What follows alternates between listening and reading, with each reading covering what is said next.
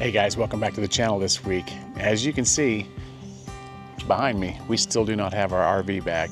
We are still waiting for the repairs to be done, and there's going to be big news on that coming in future videos. So if you're not subscribed, make sure you subscribe and hit that notification bell so you'll know when we upload these videos explaining the whole repair process that we went through getting this RV repaired back at the factory in Indiana. But this week we're going to take you on a little journey while we were up there to the little town of Shipshewana and the RV and Motorhome Hall of Fame Museum. And that was a very exciting place to visit for RV lovers and people who are RV enthusiasts like we are.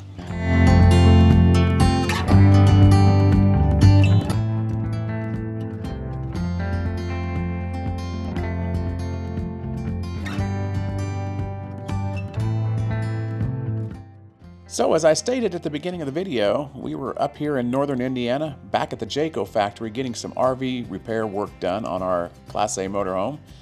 And if you're interested in seeing that video, that will be coming up probably the next video. So after we dropped off the RV at the factory, we headed over to the town of Shipshewana. Now I grew up in Indiana. I've heard of Shipshewana, but I'd never been there. And I have to say, cute town, a large population of Amish. They even had a place where it said you could take buggy rides. But the time of year we were there, I think everything was pretty much still kind of closed down for the season. So this is an actual area that we want to come back and do some RV camping at in the future, that's for sure. We are walking around downtown Shipshewana, trying to get Allie to feeling a little better because Allie drank too much caffeine this morning.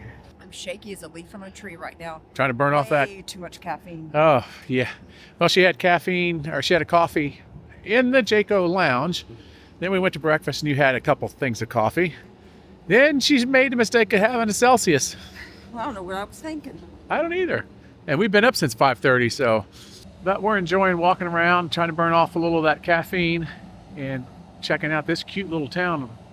It seems like a lot of these shops are closed right now, but I bet you in the summertime, this place is hopping. I've heard of Shipshewana before, never been here. Never really been up in this part of Indiana before. I've only been to like Fort Wayne. This is a cute little downtown. Just the kind of place we love exploring. Wow, they even have buggy rides here. Amish home-cooked meals and dairy farm tours. This might have been what somebody was talking about, where you can come and do the buggy rides. This is cool.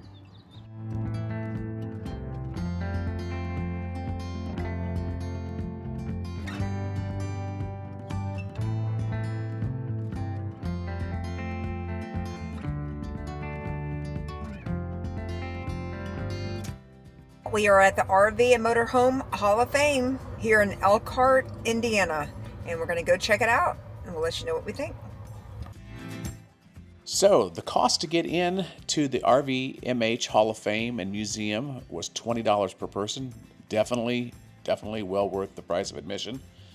Kind of a little bit of embarrassed to actually admit that I actually thought the RV/MH Hall of Fame stood for RV and motorhomes. I was wrong. It's RV, a recreational vehicle, obviously, and the MH is for manufactured housing. So they actually do have a section in there that is actually set up with a couple of mobile homes in there. Pretty cool. And some of the new mobile homes that they are manufacturing now, wow, they're nice.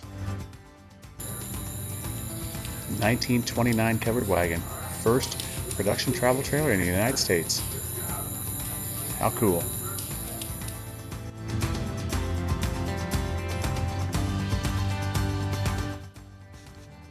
For $20, we really did have a great time here at the RV Museum. Honestly, we weren't totally sure what to expect when we were going in. It did go far beyond our expectations. The whole place is like a time machine for RV lovers. They have such an amazing collection of RV recreational vehicles, from the earliest campers all the way to more modern ones. So what was really cool is each RV had a little plaque out in front giving all the details, like the year it was built, who made it, and sometimes even more background about how it was used.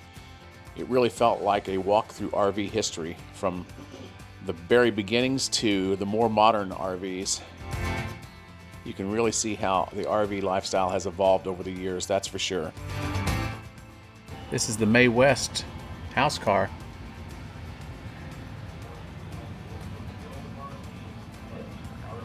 I am not much of a museum person, per se. I think Allie kind of likes museums a little bit, but we both tend to kind of get a little bit bored just going through a regular museum after a while. I mean, we loved the Gettysburg Museum when we were up in Pennsylvania, but even that, after a while, it was just kind of like information overload. But this is the kind of museum that we really, really enjoyed, and we could have spent even more time there than what we did. Another thing that's cool about the RV and Manufactured Home Hall of Fame is that they are also a Harvest Host boondocking site. So it is free with a museum visit to park there, and it even says that they had paid hookups for $40 a day. And that parking is on the east side of the building, which includes a 30 amp electric and a dump station. One of our favorite trailers that we saw today was a pop-up trailer made by Jayco. It was one of the first pop-up trailers, and it was made by Lloyd J. Bontrager. He was the gentleman that actually built this RV. And how they got the name Jayco was what they took the middle name J, connected it to company, and got Jayco. We were actually really excited on some of the RVs. We were able to go inside and check everything out. Most of the old ones, though, were very fragile and had the ropes up and wouldn't allow you to go in. You could just peek in from the outside.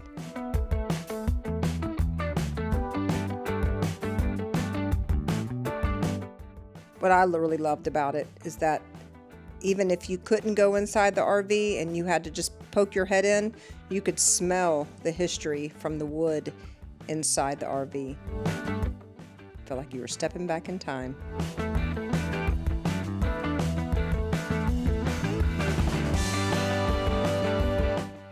It was really interesting to see some of the futuristic RVs that they created from the past. Looked like something from the Jetsons. Some of my really favorite RVs were the ones with the dark wood. I just loved the vibe that it gave off.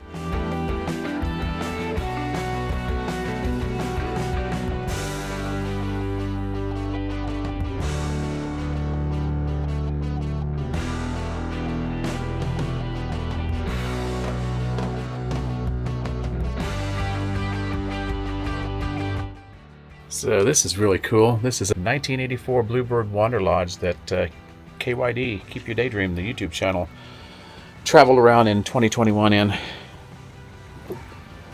Very neat. Very nice.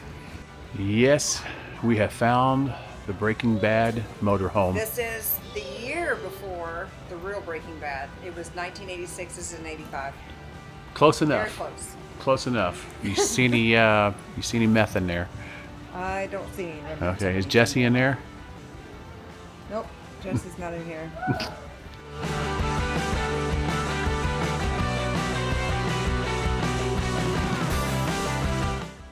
So we just got finished touring the RV, and I thought it was Motorhome, but I think it meant Mobile Home, MH Hall of Fame.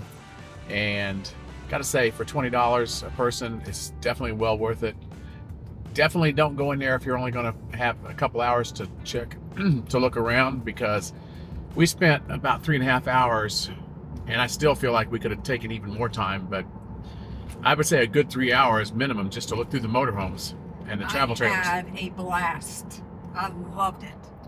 I thought it was so much fun seeing all the different decades of RVs and how they changed over time. And I just love history, and I love looking at the decor and the design of everything of each RV. So much fun.